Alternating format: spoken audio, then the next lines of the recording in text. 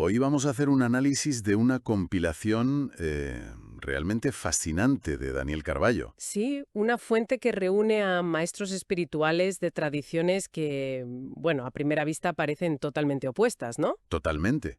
Tienes por un lado a místicos cristianos como Santa Teresa de Jesús o el maestro Eckhart, Y por otro, y por otro a Eckhart Tolle u Osho, figuras mucho más modernas. Una mezcla increíble. y lo interesante es lo que señala el autor, Carballo. Dice que a pesar de los lenguajes, las culturas, las épocas, el objetivo de fondo es siempre el mismo. Despertar, iluminarse, ponerle fin al sufrimiento. Exacto. Y esa es un poco la misión que nos planteamos aquí. Queremos ir más allá de la filosofía abstracta y encontrar el hilo conductor práctico. Buscar las herramientas. Eso es. ¿Qué ejercicios, qué ideas concretas podemos sacar de estas fuentes para el día a día? Un manual de instrucciones, por así decirlo. Me parece un enfoque perfecto. Porque lo sorprendente es descubrir que, bajo la superficie, las prácticas que proponen son, bueno, son increíblemente similares. Hmm. Podríamos agruparlas, a ver, en tres grandes temas, que se repiten una y otra vez. ¿Cuáles serían? Primero, la idea de despertar a través de la observación y del momento presente. Segundo, cómo le dan la vuelta al concepto de oración para que sea una experiencia directa. ¿Vale? Y finalmente, el tema más radical de todos, que la verdadera liberación pasa por vaciarse del yo. Vale. Pues vamos a desgranar el primero, la observación. La Fuerte nos presenta a Anthony de Melo, que es muy directo con esto. Sí, él dice que para despertar el único camino es la observación. Y su instrucción es casi un mantra, ¿no? Dice algo como observarse a uno a sí mismo, sus reacciones, sus hábitos. Y aquí viene lo más difícil, sin críticas, sin justificaciones, ni sentido de culpabilidad. Claro, es que eso suena sencillo, pero es de una dificultad enorme. No juzgar lo que ves en ti es un acto revolucionario. Totalmente. Y para ilustrar la trampa en la que caemos, cuenta esa anécdota del pez que busca el océano por todas partes. Ah, es buenísima. Pregunta a todos, nada de un lado a otro desesperado por encontrarlo, y no se da cuenta de que ya está en él. De que el océano es todo lo que le rodea. Es una metáfora perfecta. Es que apunta al núcleo del problema. Buscamos fuera una paz o una vida eterna que, según de Mello, no es algo que vendrá en el futuro. Claro, él insiste. Es ahora, está aquí. El problema es que estamos tan ocupados esperando algo mejor o temiendo algo peor, que nos perdemos la única realidad que existe, este preciso instante. Y aquí es donde la experiencia de Eckhart Tolle, que también se enabra, le da una dimensión, no sé, muy cruda, muy real a todo esto. ¿Cierto? La historia de Tolle no es una reflexión tranquila en un jardín, es una noche de angustia suicida. Está en un pozo de desesperación y de repente le asalta un pensamiento. No puedo seguir viviendo conmigo mismo. Y ahí algo hace clic. Exacto. Se da cuenta de la extraña dualidad de esa frase. Si hay un yo y un conmigo mismo con el que no puedo vivir, entonces no soy uno, soy dos. Y se pregunta, ¿cuál de los dos es el real? Espera un segundo. ¿Cómo puede una simple frase, casi un juego de palabras, detener una crisis de angustia tan profunda? Suena demasiado simple como un truco mental. Esa es la clave. Es que no fue un análisis intelectual, fue una experiencia directa. En ese momento, la conciencia de Tolle se retiró ¿Se retiró de qué? de la identificación con la historia del ser infeliz que su mente estaba contando. Dejó de ser el actor principal en el drama de su sufrimiento y se convirtió en el espectador. El observador silencioso. Es exactamente la práctica de la que habla de Melo. Observar el pensamiento sin creer que ese pensamiento eres tú. Vale. Ahora lo entiendo mejor. No es la frase en sí, es el cambio de perspectiva que provoca. Claro, Y por supuesto, esta práctica no es nueva. De Melo mismo cita a Buda. Y su instrucción es, bueno, de una simplicidad que casi desarma. Es la base de todo. Buda decía a sus monjes algo así como, cuando respiréis profundamente, sed conscientes de que estáis respirando profundamente. Y cuando respiréis superficialmente, sed conscientes de que estáis respirando superficialmente. nada más. Sin intentar cambiar nada, sin juzgar, sin analizar. Solo ser consciente. Es que es tan básico que parece que no puede ser suficiente, y sin embargo me recuerda a otra historia zen que cuenta de Mello. ¿La del discípulo y el bambú? Esa misma. Un discípulo lleva años buscando la iluminación. Un día, el maestro se detiene y le dice, observa qué alto es ese bambú. Y mira aquel otro, qué corto es. Y en ese instante, ¡pum! En el simple acto de ver la realidad tal cual es, sin añadirle una historia, una interpretación, el discípulo despierta. Lo que vemos aquí es que la herramienta fundamental es la misma en todos, una consciencia atenta. Da igual si el objeto de la atención son tus reacciones, como dice de Mello, o la corriente de tus pensamientos, como descubrió Tolle. O algo tan simple como la respiración o un bambú, como enseñaba Buda. La práctica es anclar la consciencia en el presente, en lo que es, para dejar de estar, digamos, secuestrado por lo que fue o lo que será. Exacto. Y este acto de estar presente, de ser un observador silencioso, me suena mucho a una forma de meditación, o si usamos un lenguaje más occidental, a una oración muy contemplativa. Es el puente perfecto. Conectamos ahí con el siguiente gran tema. Claro, porque lo que estos maestros proponen es rescatar la oración de ser un mero ritual de palabras y convertirla en una experiencia de conexión. Y Antonio Blay es un ejemplo clarísimo. Un pionero de la psicología transpersonal en España. Él enseñaba a orar sin repetición de palabras ni oraciones. Me interesa ese método. A ver, ¿cómo se pasa de una idea abstracta como conectar con Dios a algo que se pueda practicar? ¿Qué pasos concretos proponía? Blay lo plantea de una forma muy práctica. Primero, dice, hay que reconocer la presencia de eso que llamamos Dios, que él define como inteligencia, energía y amor absolutos. Vale. Y una vez hecho eso, el objetivo es abrir un espacio interior para recibir una respuesta. ¿Y cómo se abre ese espacio? Lo desglosa. El primer paso es abrir una brecha en el ruido mental, con una aspiración sincera, un deseo profundo de conectar. El segundo es mantener esa brecha abierta a través del silencio. Una escucha atenta. Eso es. No es una espera pasiva, es una escucha activa. Y Blay afirma que la respuesta es inevitable. ¿Pero qué tipo de respuesta? ¿Una voz? Quizás no una voz atronadora. Puede ser una sensación de calma, una certeza interior, una oleada de paz que no tiene causa aparente. Pero según él, la conexión se establece y se siente. Y esta idea de encontrar la presencia divina en el silencio interior, esto conecta directamente con Francis Bennett, ¿verdad? El monje trapense que también practicó Zen. Exacto. Bennett cuenta que tuvo un mini despertar al darse cuenta de algo que parece obvio, pero que no lo es para nada. A ver, Se dio cuenta de que estar en el momento presente es estar en presencia de Dios.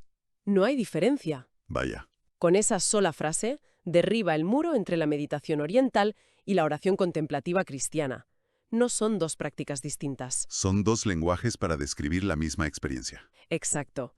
Acallar la mente para percibir una conexión que ya está ahí.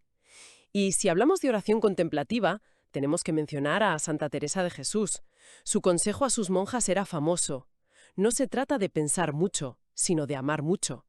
Pero la instrucción más directa, la más práctica, es una joya. Mira que te mira. Es de una profundidad increíble en solo 4 palabras. Sí, pero seamos prácticos. Suena muy poético, pero si una persona cierra los ojos e intenta sentir que la miran, es muy probable que su mente se vaya a la lista de la compra. Totalmente. ¿Daba ella alguna instrucción más terrenal sobre cómo conseguirlo? Esa es la pregunta crucial. Y la clave, según los expertos en su obra, está en el cambio de enfoque. La oración habitual es un monólogo. Yo hablo, yo pido, yo pienso sobre Dios. Y lo que ella propone es un diálogo silencioso. Es una relación. Mira que te mira es una invitación a dejar de hacer y empezar a recibir, a descansar en la sensación de ser amada, de ser sostenida. No es un ejercicio intelectual. No, es un ejercicio del corazón, de la atención amorosa, como ella la llamaba. Es cultivar un estado de receptividad. Entonces, si unimos los puntos, vemos que todos apuntan a lo mismo. Blay lo llama abrir una brecha. Bennett lo encuentra en el momento presente. Santa Teresa lo llama atención amorosa. La práctica concreta es siempre la misma, crear un silencio interior para poder percibir algo más grande. Y el resultado, como dice Blay, es que los problemas no desaparecen por arte de magia, pero se desvanecen como por encanto, porque la perspectiva desde la que los miras ha cambiado radicalmente. Dejas de estar solo con tu problema. Exacto. Entonces, si el objetivo es observar sin juicio y estar en un estado de silencio receptivo, parece que el principal obstáculo es siempre el mismo, ese yo con sus opiniones, sus miedos, su cháchara constante. Y eso nos lleva directamente al concepto más desafiante de todos. La idea de que la liberación no consiste en mejorar o perfeccionar ese yo. Sino en trascenderlo. Es el paso final en muchas de estas tradiciones, y Bernadette Roberts, una monja carmelita, lo describe con una claridad que asusta. Ella habla de un proceso en 2 etapas. La primera es la que muchos místicos describen como el culmen, la unión con lo divino, el matrimonio místico, en la tradición cristiana. Vale, hasta ahí más o menos podemos seguirlo, pero ella va más allá, ¿no? Sí, describe una segunda etapa. La pérdida total del yo, la experiencia del no yo. Y para explicarlo usa una analogía fantástica, la de la moneda. Dice que el yo es una cara de la moneda y lo divino es la otra. No se pueden separar. El estado de unión sería darse cuenta de que eres la moneda entera, las 2 caras a la vez. Exacto, pero luego dice que la experiencia del no yo es cuando la moneda misma desaparece. Un momento. Porque eso francamente suena aterrador, suena a aniquilación, a dejar de existir. Esa es la reacción lógica y el mayor miedo del ego. Claro, ¿cómo plantean estos maestros una idea así para que no sea vista como algo puramente nihilista o destructivo? Es que ellos no lo describen como la aniquilación de la conciencia, sino como la aniquilación de la ilusión de un centro separado. O sea, no es que dejes de existir. No, es que tú, como entidad separada del resto del universo, dejas de existir. Es una liberación de la carga de ser alguien. Es una idea que, aunque radical, ya estaba en el maestro Eckhart en el siglo XIII. Él hablaba del deshacimiento. Deshacimiento. ¿Qué significa exactamente? ¿Volverse una especie de témpano de hielo que todo te dé igual? No, no es apatía. El deshacimiento para Eckhart es que el espíritu permanezca inconmovible en su centro ante todo lo que la vida le traiga, sea agradable o penoso, No significa no sentir alegría o tristeza. sino que esas emociones ya no te poseen, fluyen a través de ti, pero no te definen. Es un vaciamiento total de la identificación. De hecho, tiene una de las frases más potentes de toda la mística occidental. ¿Cuál? Estar vacío de todo lo creado es tanto como estar lleno de Dios. La práctica no es adquirir, sino soltar. Soltar la identificación. Es un matiz muy importante. Y esta idea de trascender el yo personal aparece incluso en la interpretación que hace Osho de Jesús. Sí, es una perspectiva provocadora. Osho sugiere que el celibato de Jesús no tenía que ver con una represión, sino con una madurez espiritual. Según él, Jesús había trascendido el impulso biológico de la continuación del yo a través de la descendencia. Su interés ya no era reproducirse en el plano físico, sino en el espiritual.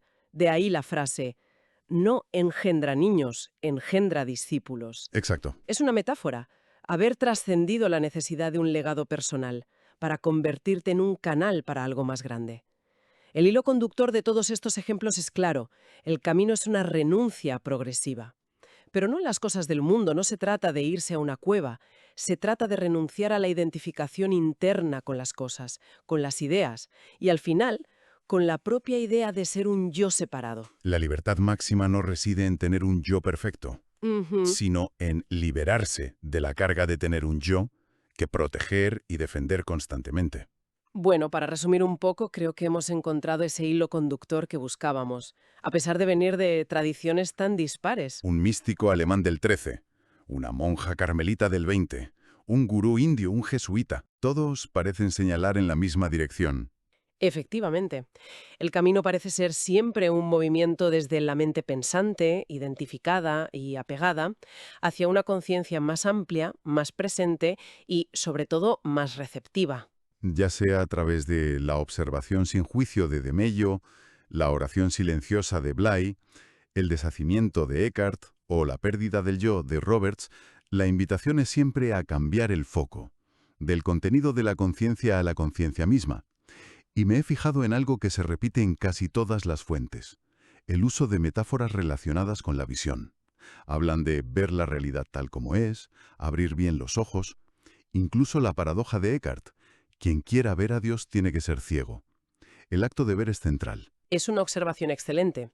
Y nos lleva a una reflexión final, a una pregunta que queda flotando después de analizar todo esto. A ver, Si todos estos maestros coinciden en que despertar es, en esencia, una nueva forma de ver, ¿Qué pasaría si la práctica espiritual más profunda no consistiera en hacer algo nuevo? Sino en dejar de hacer algo. En dejar de hacer algo que hacemos constantemente, segundo a segundo. ¿Y qué sería eso que hacemos constantemente? Interpretar la realidad, ponerle etiquetas a todo.